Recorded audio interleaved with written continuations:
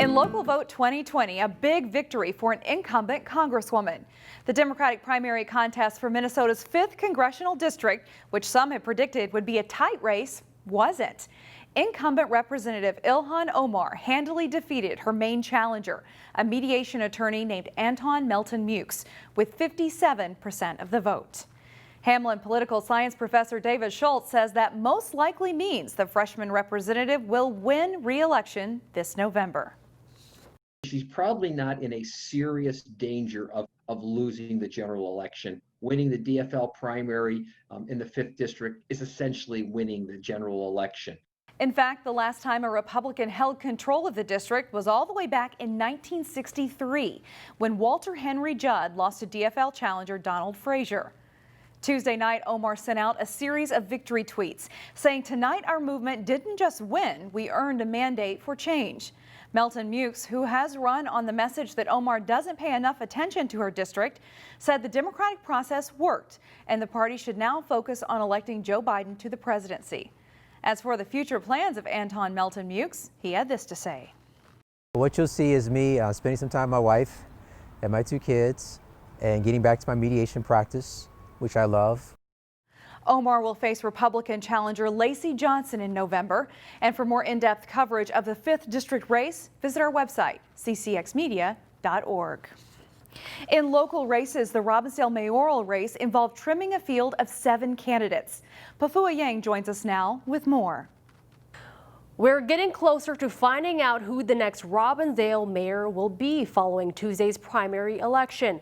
Current Robbinsdale City Council member Bill Blonigan and Wally Langfellow will advance to November's general election. Blonigan came out on top with more than 1,300 votes and Langfellow second with about 700 votes.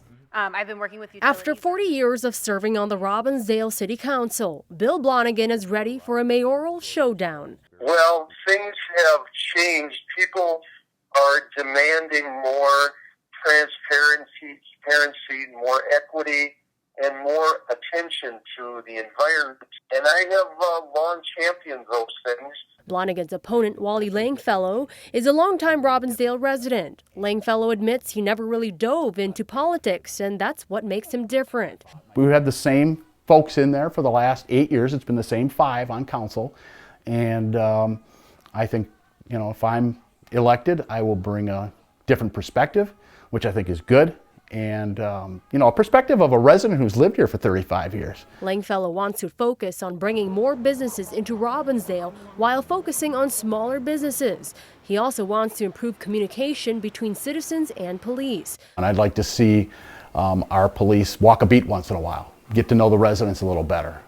We used to have bike patrols in Robbinsdale. We haven't had those for several years. I'd like to bring that back. Blonigan, on the other hand, wants to see government step up its focus on environment and equity. I hope to continue my past history of getting out of the box and thinking of different solutions that bring a variety of people into city government and a variety of solutions to doing things like continuing our great downtown and having responsible, economic, yet efficient and responsive government. While there are differences, both candidates do agree that getting the Blue Line light rail into Robbinsdale is a priority. Pafua Yang, CCX News. Polling places during Tuesday's primary election look different than they have any other year thanks to the COVID-19 pandemic. At this polling place in Robbinsdale, everyone wore face masks, and poll workers set up plexiglass windows and hand sanitizing stations to help prevent the spread of the coronavirus. Election officials have planned for this day since May to make polling places as safe as possible. The Secretary of State encourages Minnesotans to vote by mail during November's general election, or for November's general election rather, but Tuesday served as a trial run for people who prefer to cast their ballot in person. Most primaries serve as a kind of a trial run. We do have new election judges, which is a great way for them to test doing different roles. And also it's a good idea to test different processes and procedures to see if there's anything we need to change within the polling place that makes things more efficient, but also more safer as well for the voters. More than 431,000 Minnesotans voted absentee for the primary election.